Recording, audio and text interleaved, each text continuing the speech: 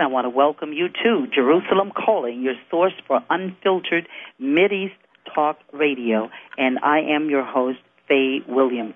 The statement that President Obama made Wednesday, he called it dangerous that Israel plans to add 900 new apartments to an existing Jewish settlement in East Jerusalem, an area that Palestinians hope to claim as their capital, absent a peace agreement with Israel. We don't yet have that peace agreement. At the same time, Israeli Prime Minister Benjamin Netanyahu said Tuesday that building permits were permitted for construction in Gilo for what would be an upscale dwelling or a set of upscale dwellings in the lower middle-class neighborhood.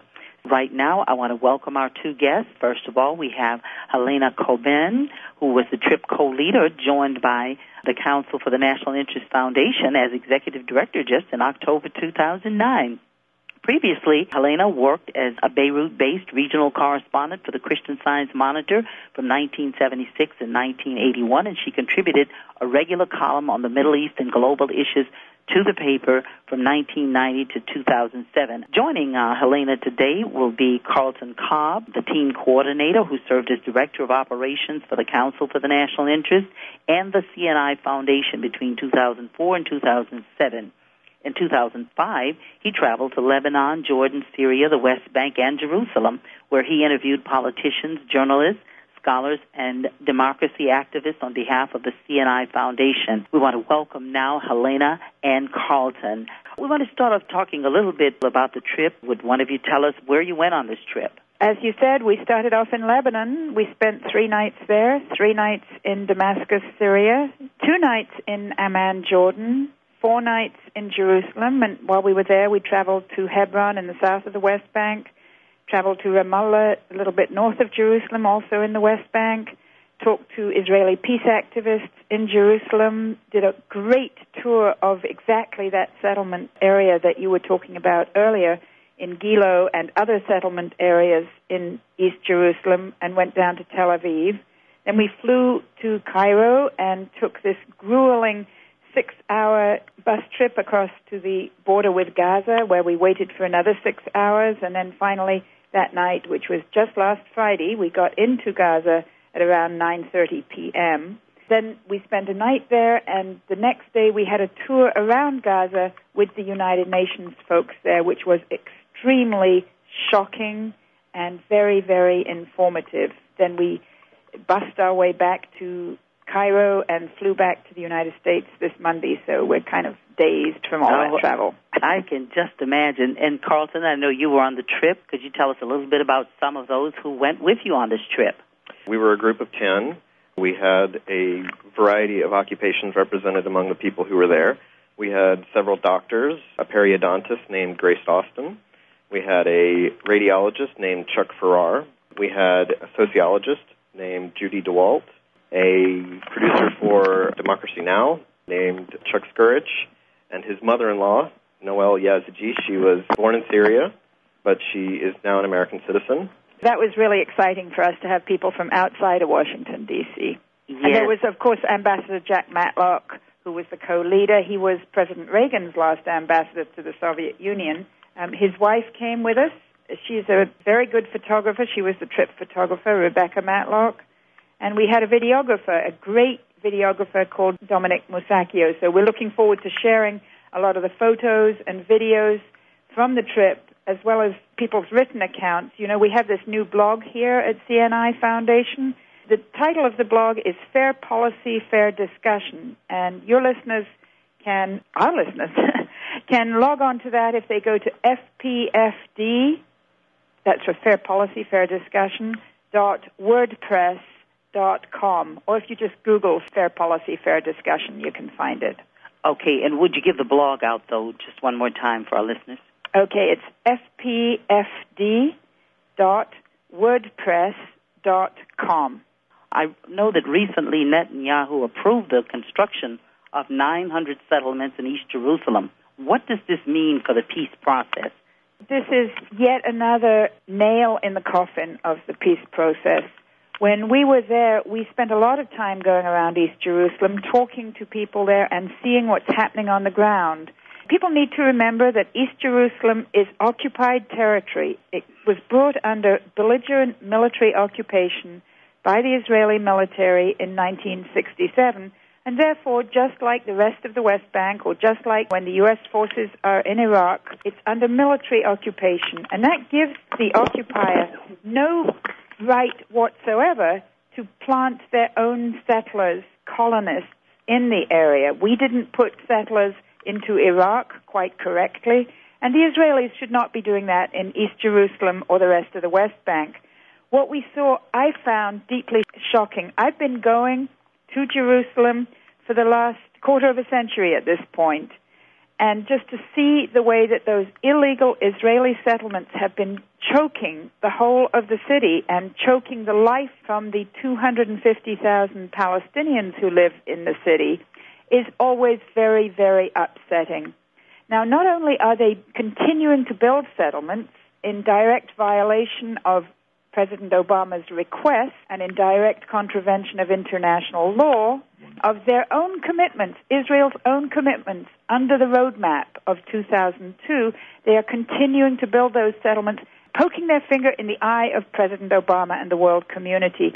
Now, to me, it's deeply troubling that there are no consequences for the government of Israel of this very, very wrong and painful behavior. This is Faye Williams again, and I want to welcome you back to CNI Jerusalem Calling for your source of unfiltered Mideast talk radio. And as we left you, we were talking with Helena, but before I go to Helena, I just want to give you our website, which is www.cnionline.org. That's CNIONLINE.org. So please go there, join up for our mailing list, or see what we're doing by going to our website continuously. All right, let's go back. Helena, you were on the question of the new settlements that are proposed for Gilo. That's right. Gilo is in occupied East Jerusalem, and settlement construction is continuing in many parts of East Jerusalem. These are just the latest new ones that are being planned by the government of Israel. In addition, the government is demolishing several Palestinian homes each week. It's a kind of a slow form of ethnic suffocation and ethnic cleansing there in East Jerusalem. Plus, the government and the settler authorities in East Jerusalem are undertaking these massive excavations under the heart of the old city of Jerusalem, under the heart of the Muslim quarter of the old city of Jerusalem. Now, so long as our government here is seen as not holding Israel accountable for these actions in East Jerusalem, I have to tell you it's very, very damaging for our American people's interests around the world. Remember that something like 1.2 billion Muslims around the world, and we have our troops right there in Afghanistan and Iraq deployed in the middle of Muslim populations that are highly mobilized, highly energized, and that care a lot about their holy city, Jerusalem. Jerusalem is holy not just to 14 million Jewish people around the world. Jerusalem is also holy, of course, to 1.5 billion Christians around the world and also to 1.3 billion Muslims. It has to be shared. It has to be treated with respect. And what the Israeli government is doing is very damaging to that. And our government is not holding them accountable. That's my big concern. At least I heard Robert Gibb from the White House say that at a time when we're working to relaunch negotiations, these actions make it more difficult for our efforts to succeed, and that's sort of what you're saying also. I know that this will be damaging to the peace process, but now that you're back, what will you be doing with this information, Carlton? We took a videographer with us who we plan to have produce a series of five-minute video documentaries that we will place online, each covering a specific subset of the conflict. We'll have a video on Gaza and what we saw there, the devastation that we saw from the January war that the UN showed us. There will be one of a school teacher and her attempts to get to her classroom. She's also learning at the same time, so she has to get around the wall in order to get to school. We have a wealth of video footage that we need to edit down and make interesting, and we'll distribute that on our email list on our website when we have that. Helena, do you want to talk a little bit about other efforts we have? Well, I think one thing we really want to do is work with the many organizations in this country that are advocating strongly for President Obama to start holding Israel accountable. We give so much financial, military, and political aid to the government and people of Israel every year, much more than we give to any other country around the world. And when the government of Israel takes these actions that are directly undercutting our government's peace policy, and of course right now there are no peace negotiations because of this continued construction of housing for the illegal Israeli settlers in East Jerusalem and the rest of the West Bank. If Obama is serious about getting the peace process not just started, but obviously completed, because this peace process has been underway for 18 years at this point. I noticed one of the people you talked with put it succinctly. He said it's a little difficult if you're trying to divide a cup of coffee and equally, and one party is still drinking from the cup. I guess that's the dilemma we're in now with these settlements. I know there was a lot of concern when Mr. Netanyahu came back into power, and I'm assuming that concern is still there. Did you see that leaders in the Middle East that you met believe that they can still get a great peace deal with Mr. Netanyahu in office? This is Carlton speaking. I would say that it's fair to say that the officials and experts that we met with in the region have very few expectations that Prime Minister Netanyahu will change his spots and reverse the process of settlement growth and the entrenchment of the occupation. The people that we spoke to, from their perspective, the key actor in the region is the United States. It's not Israel. As the new Prime Minister of Lebanon, Saad Hariri, the son of the late Rafiq Hariri, who was assassinated, told us, quote, Israel must be made to want peace, just as it was made to sign the 1978 Camp David Agreement and to attend the 1991 Madrid Peace Conference. So from that perspective, the election of Barack Obama is more important than whether Netanyahu is prime minister. And it was striking to us that when we met with the people in Beirut, Amman, or in Cairo, all people who were very pro-American, they expressed deep disappointment with President Obama since he took office. Now that's a change, isn't it? Because I thought that when he went to Cairo, there was a lot of hope. You're saying now it's different? Yes. As one person put it to us, at least with President Bush, we knew what we were getting. We knew that we were going to have a peace process that would stagnate, and we would have preemptive strikes, we would have belligerence. But with Obama, he set our hopes very high. Within the first 24 hours of taking office, he appointed George Mitchell to be his peace envoy, very rapidly made speeches in Ankara, in Turkey, and in Cairo that gave the people of the region hope that he was taking their concerns into consideration and not just those of Israel. But over the last few months, that hope has been dashed in their eyes by statements that have been made. For instance, when Hillary Clinton in Jerusalem said that Israel was making unprecedented concessions on the issue of settlements, when in fact the settlements were going ahead unabated. Other policies such as the willingness to throw out the settlements issue and focus on getting final status negotiations going forward, which, as you noted, impossible to do. I know that you met with some of the leaders of representing the Palestinians. Were there any impressions that a coalition government between Fatah and Hamas could be formed? This was my first time meeting with Hamas officials. We met with Khalid Mashal and several of his colleagues with the political bureau of Hamas in Damascus.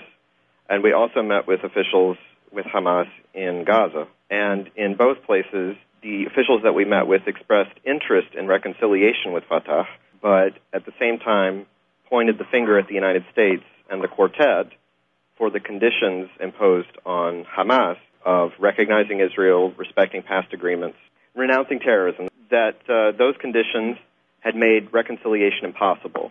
The people we met with in Gaza said that they expect for a reconciliation agreement to be signed with Fatah before the end of November, or if not then, at least in the near future.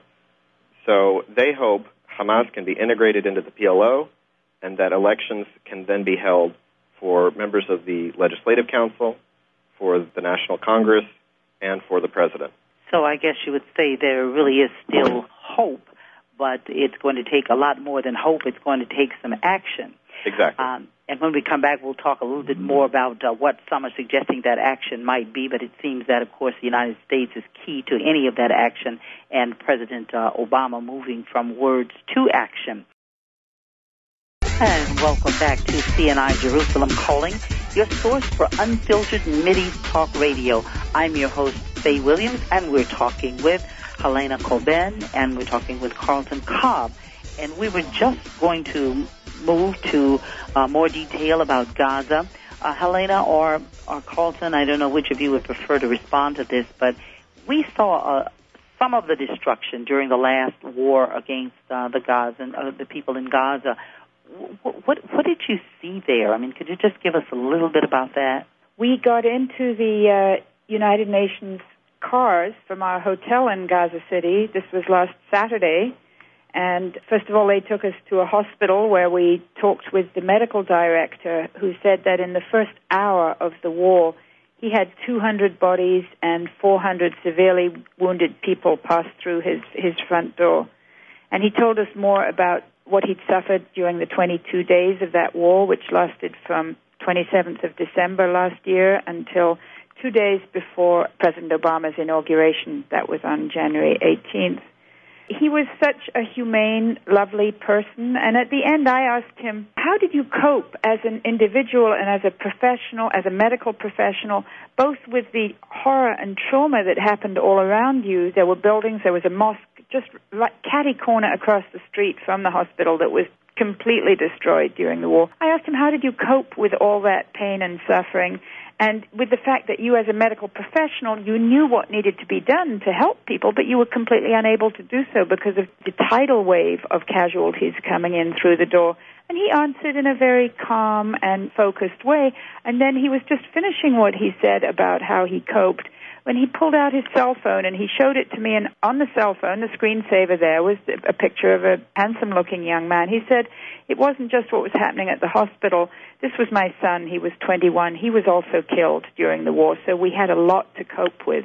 Hearing that story, hearing so many stories of other people, professional people, and people that we encountered around Gaza, the United Nations took us to a couple of schools and to the hospital, and then they took us on a tour in these light armored vehicles that they have, unarmed but well protected. They said, by the way, that Gaza is very safe, that they want members of Congress and senators to go and visit. And they want that very much because they think it's important that the legislators in this country who control the purse strings and do such a lot to control policy that they really see what's happened on the ground. Senator Kerry has been there, and I think around 10 members of Congress have been there, Brian Baird, Keith Ellison. I think Howard Berman might even have gone there. But definitely the UN people were urging that more members of Congress and members of the Senate should go. I think one thing that our listeners can do is urge their local member of Congress, their senator, to try to go to Gaza. Many of them go to Israel on these trips that are paid for by the Israel lobby and its affiliates in this country. When they're there, they should ask if they can go to Gaza, and the United Nations will give them a very safe and extremely informative tour. So we then toured around the north of Gaza for about an hour and a half in these vehicles, in these UN vehicles. And all you can see sometimes, just as far as the eye can see, is rubble. I mean, I grew up in England, after the Second World War, and we had these pictures of Dresden, pictures of Coventry, pictures of the London East End, where my mother had been under the blitzkrieg of the Nazis. This rubble is still sitting there in Gaza, sometimes, as far as the eye can see, the rubble of homes, factories, businesses, schools, the American International School, for example. So many places there. And it's still sitting because the Israelis will not allow in any of the demolition equipment or construction equipment or the construction materials that are needed, first of all, to safely remove the rubble, which remains as a hazard for everybody there. And there's, unexploded ordnance there. And the rubble can tip or shift at any moment. There are more than, 14,000 dwelling units that have been completely destroyed. 3,800 businesses and factories destroyed, and the rubble is still just sitting there because Israel will not allow in the construction materials. Now, I know Senator Kerry and Secretary of State Hillary Clinton have requested or even demanded that Israel allow in what the Palestinian people in Gaza need. There are 1.5 million people living there. living under conditions of extremely tight siege. Thus far, all the Israelis are letting in is 30, that's 30, very basic food items. They are not allowing in even notebooks for the school children. They finally had a big victory with the UN this past week that the notebooks would be allowed in for some of the school children, not all of the school children. So it's an outrage. This presents still a very dangerous situation, especially for Palestinian children who have to travel around these buildings and breathe in everything that's there.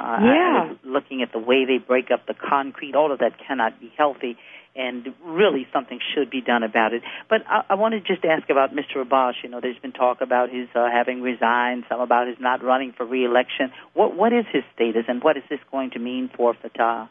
Well, you know, first of all, he called for elections to be held in January, and then he said he wouldn't run in them. So it's kind of strange. But when he called for them, actually the Palestinian Central Election Commission, they do in the Palestinian Authority have a very professional, all-Palestinian election commission. They came back and they said this is impossible because the elections should be held. These are for the interim Palestinian administration that just has some responsibilities of self-governance within the West Bank and Gaza. This is not the body that does the negotiating with Israel.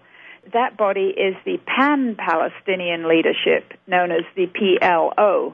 So all we're talking about in terms of these current elections, will they be held, will they not be held? The Central Election Commission said, no, they can't possibly be held so long as you have the situation of siege in Gaza.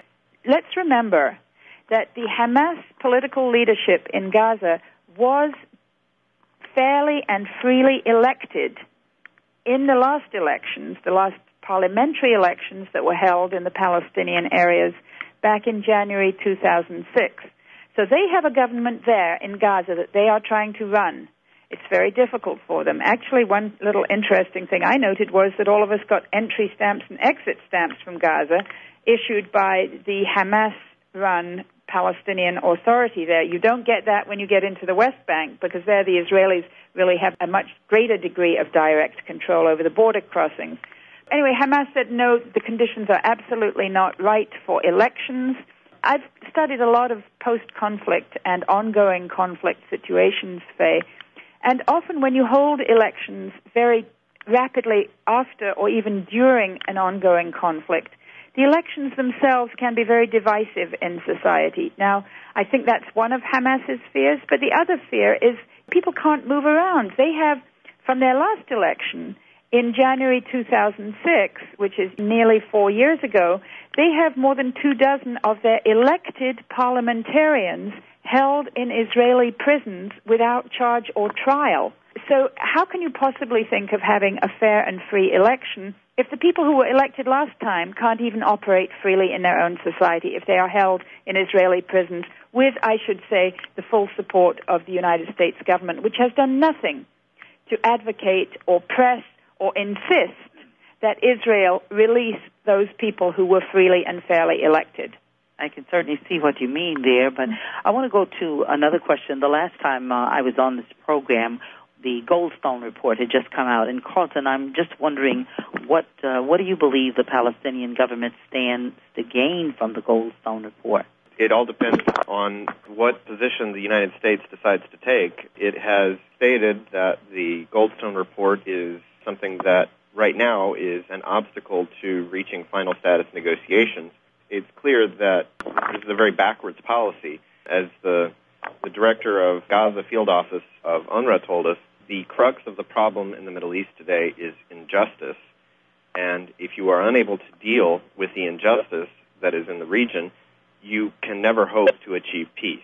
The Goldstone report is a mechanism for beginning to achieve accountability in the region. That's accountability that extends to Israel, it extends to Hamas, and anyone else in the region.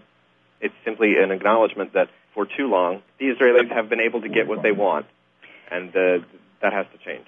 So it just seems that, again, everything hinges on action from the U.S., and then the people, while they started out with a lot of hope, they're losing it. Hopefully your trip will help people in the United States get so interested in this that we get our country and our leadership more involved. We have a caller on the line. We have Bill from Vienna. We'd like to go to Bill now. What happens now? Are you going to be trying to hold some presentations on the Hill or get our congressmen involved? And then one last comment, if I may. As far as the Goldstone report, I think we should all thank our local Congressman Jim Moran for being one of the few congressmen that had the courage to come out and be against quashing the Goldstone report. I think Moran has shown admirable courage. Well, thank you, Bill. Helena or Carlton, would you like to comment on the caller's remarks? Sure. We don't have any immediate plans to hold any kind of briefing on Capitol Hill, but we'll certainly be looking at that most likely in the new year at this point. One thing we did with all our participants, there were 8 other participants in our trip, one of our largest trips so far. They came from right across the country, from Wisconsin, from New Jersey, from Boston, quite a few from California. And when they came back, we had a great training with our wonderful board member, Anna Balzer, who is a great witness and spokesperson for peace and for Palestinian rights, as well as for Israeli rights. And she gave us a great training on how to get out there and really talk about these issues, which are sometimes difficult to talk about.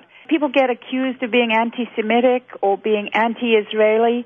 But as somebody in the training pointed out, look, we criticize the policies of our own government all the time when we think they're wrong. Obviously, we praise them when we think they're right. But that doesn't make us anti-American in any sense. So if we criticize the policies of the Israeli government, that doesn't make us anti-Israeli or anti-Semitic. It's just a matter of us seeing things the way that they are, calling them the way that we see them, and applying a single yardstick to everyone, to the behavior of all the world's governments. We're hoping that those participants in our trip will be fanning out. I know a couple of them went up to see their congressional representatives the day after we had the training. Those participants and the participants in our earlier study tours / political pilgrimages will be fanning out across the country and really trying to keep in good touch with their congressional representatives, with the media, with social organizations, service organizations, churches, community groups, clubs, whatever. We can really start to build a movement of people who are prepared to look out for the American people's interest rather than continuously having our national interest suppressed in the interest of a foreign government. Well, I thank you for that, and we thank Bill again for calling. You know, sometimes, Carlton and Helena, we as U.S. citizens have to push for a balanced Middle East policy. We have to push our legislators to get into that. I mean, we talk about everything else. We get concerned about things around the world, but somehow we go silent on the Middle East. And you're absolutely right. It doesn't make us any less supportive of our country and our administration to question what our administration does and does not do.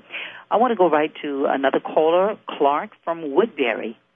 I think it was Mr. Cobb who mentioned the peace process, which has been underway for 18 years, and it reminded me of a conversation with George W. Ball, our former UN ambassador and Undersecretary of State, after he left the government and hired me to be in charge of the Middle East for Lehman Brothers. I asked him about this peace process, and I said, isn't it really more a question of substance rather than process?